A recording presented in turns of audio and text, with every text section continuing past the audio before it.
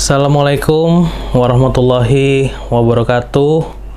Salam sejahtera, tabe salamat lingkungan latai, salam sujud karende malempang, adil katalino, baca rumin kasaruga, basengat kajubata. Harus. Selamat siang teman-teman semua. Perkenalkan, nama saya Norasi Trida. Saya auditor muda dari Inspektorat Kota Palangkaraya. Hari ini saya ingin mengajak teman-teman sharing dan berdiskusi tentang suatu tindak kejahatan yang dikategorikan sebagai extraordinary crime atau kejahatan luar biasa.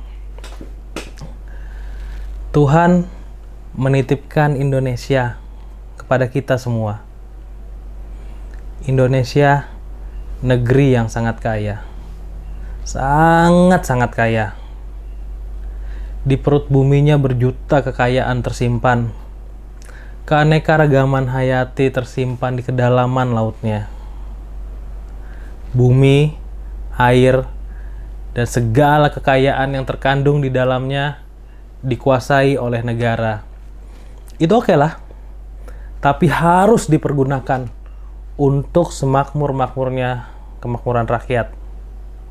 Itu amanat. Dan jika ini disalahgunakan untuk kepentingan pribadi, kelompok ataupun golongan, maka yang menitip tentu akan marah. Dan jika yang nitip marah, dia bisa saja menyuruh makhluknya yang lain untuk menegur kita. Siapa? Merapi, Batuk, Bromo, Muntah, Semeru, demam, Anak Krakatau, menggigil, longsor, banjir di mana-mana. Itu Merapi, itu demo, Kalau kita rakyat kecil demo, Satpol PP turun. Kalau Merapi demo, siapa yang ngademin? Mbah Marijan. Lewat. Saya dengar sekarang Mbah Marijan sudah kumpul dengan Mbah Surip. Di alam barzah. Sudah pada rapat saya dengar. Kata Mbah Surip, tenang aja Mbah Marijan. Tak gendong. Begitu katanya. Aman pokoknya. Extraordinary crime atau kejahatan luar biasa disematkan kepada tindak pidana korupsi. Mungkin sebagian dari kita berpendapat bahwa korupsi itu hanyalah memberi atau menerima sesuatu dari orang lain dengan tujuan tertentu. Apa hanya sesimpel itu pengertian korupsi? Mari kita lihat. Menurut Undang-Undang Nomor 31 Tahun 1999 tentang pemberantasan tindak pidana korupsi, korupsi adalah setiap orang yang dikategorikan melawan hukum, melakukan perbuatan memperkaya diri sendiri, menguntungkan diri sendiri atau orang lain, atau suatu korporasi, menyalahgunakan kewenangan maupun kesempatan, atau sarana yang ada padanya karena jabatan dan kedudukan yang dapat merugikan keuangan negara atau perekonomian negara. Kenapa korupsi bisa terjadi? Apa penyebab korupsi? Faktor yang menyebabkan terjadinya korupsi terbagi menjadi dua. Yang pertama adalah faktor internal, faktor yang berasal dari dalam diri kita sendiri. Yang kedua, faktor eksternal, faktor yang berasal dari luar. Faktor internal yang berasal dari dalam diri sendiri antara lain adalah sifat tamak. Manusia pasti menginginkan kebutuhan yang lebih dan selalu kurang.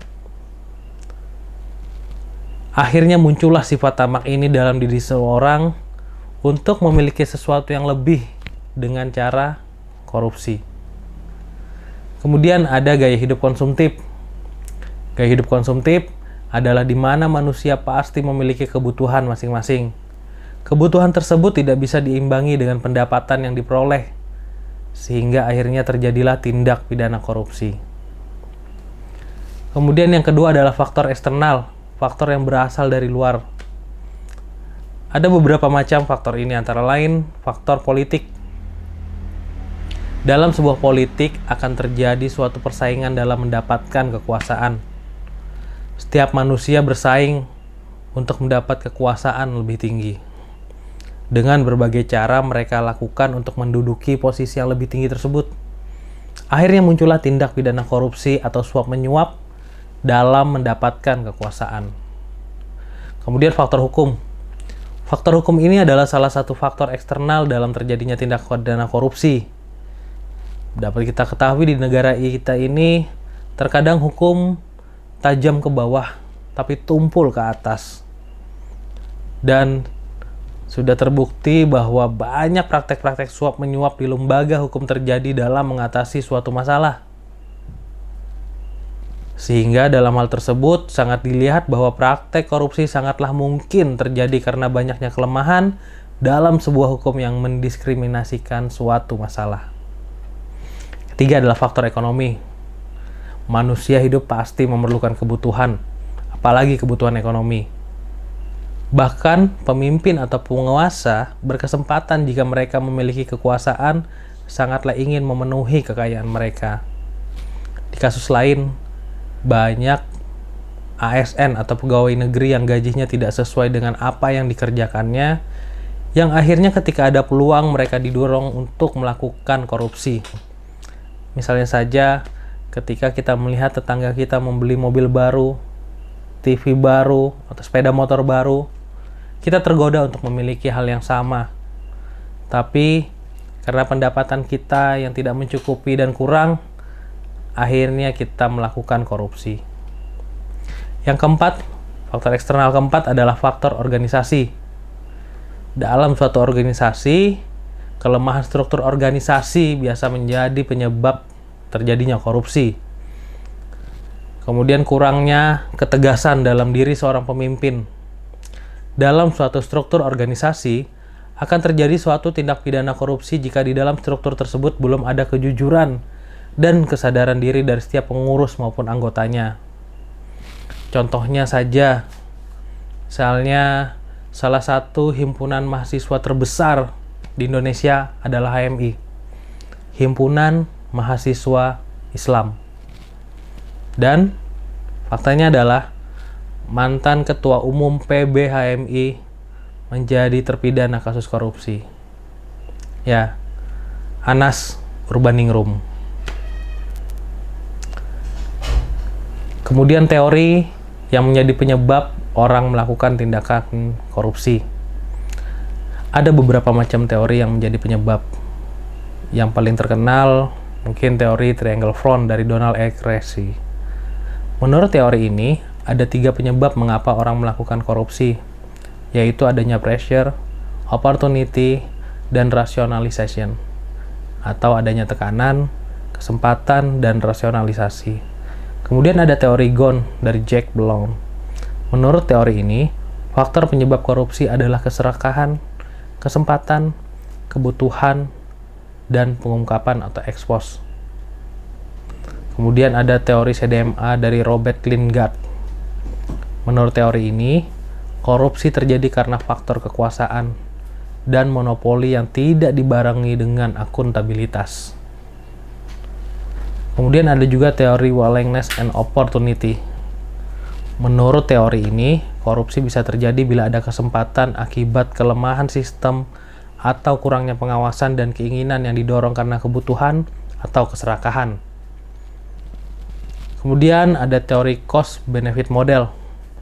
Teori ini menyatakan bahwa korupsi terjadi jika manfaat korupsi yang didapat atau dirasakan lebih besar dari biaya atau risikonya. Kemudian apa saja jenis-jenis korupsi?